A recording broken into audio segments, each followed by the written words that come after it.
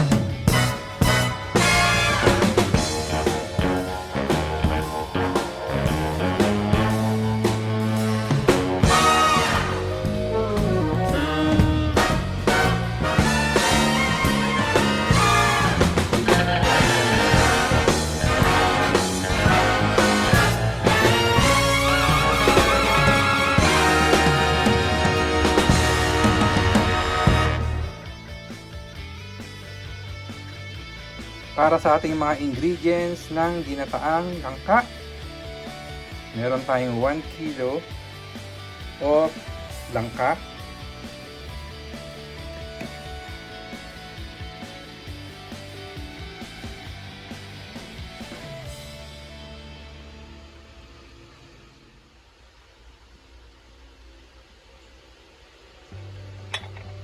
one teaspoon of salt, meron tayong 1/4 fried pork, 5 cloves of garlic, onions, 3 pieces of green chili pepper, tayong ginger, 2 tons of ginger, 1 scoop of pork broth or 1 cubes of pork broth, 2 tablespoons of vegetable oil, 1 cup of coconut milk, and at least 2 cups of coconut water, or you can use water sa ating pagpapakulo ng langka. Lutuin na natin ang ating ginataang langka. So sa ating mainit na kawali, ilagay natin ang ating vegetable oil.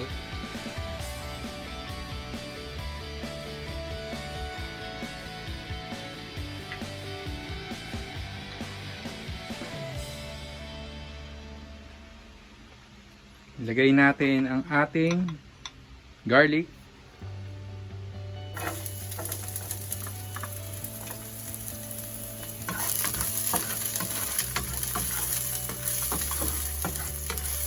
Saute.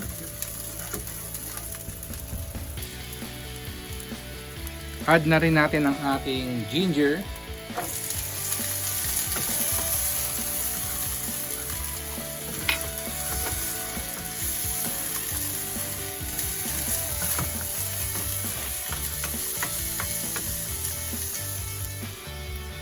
Add natin ang ating onions.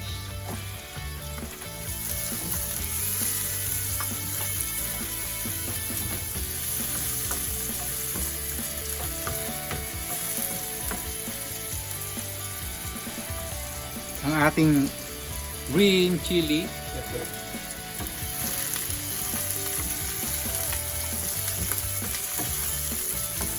Stir.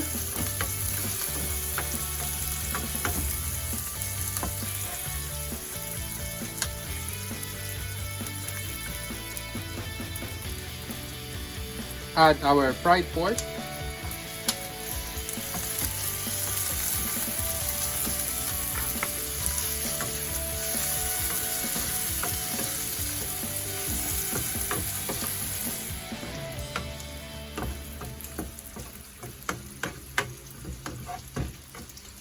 And then set aside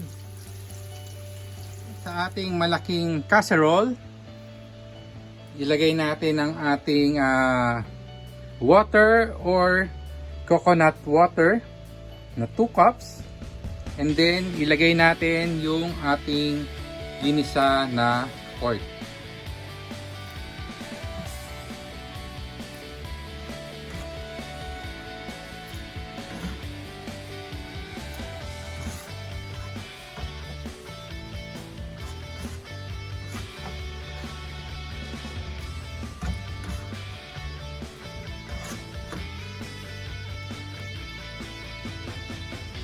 Let it simmer for a while. Let it simmer for a while.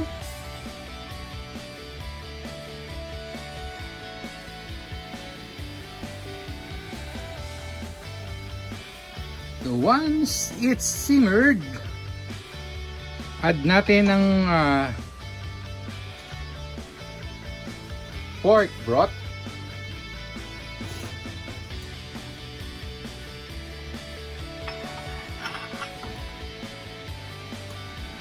Stir. And finally, add our langka.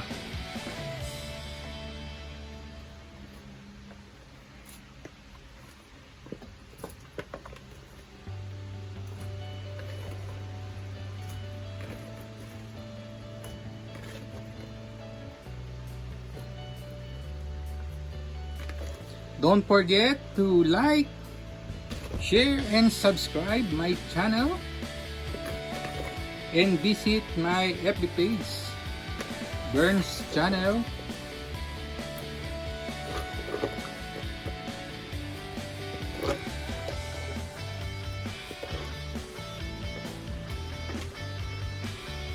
Alright.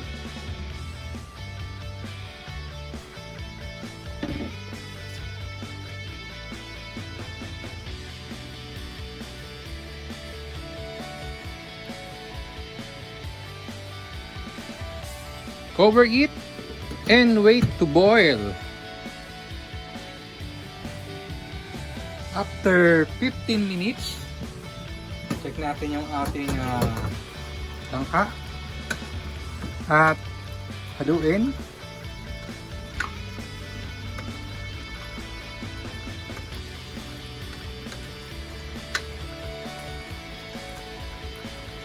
At i-check nyo yung ating gulay if malambot na.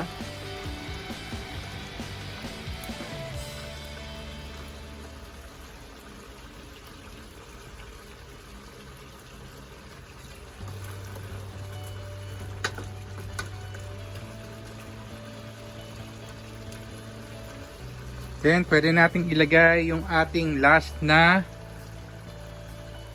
ingredients. Ito yung unang gata ng ating nyog or coconut milk.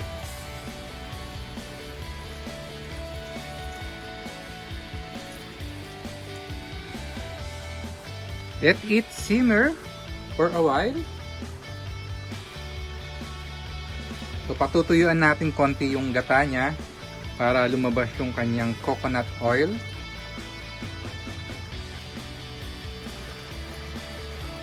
And then salt to taste.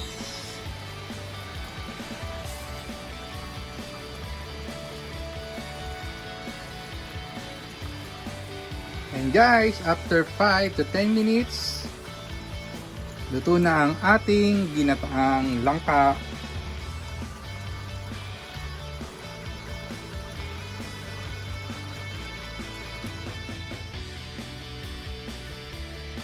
Guys, ito na po ang ating ginataang langka or Filipino vegetable stew made of unripe jackfruit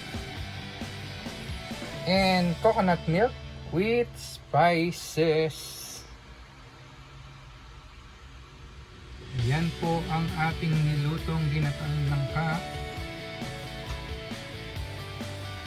And you can serve with steamed rice.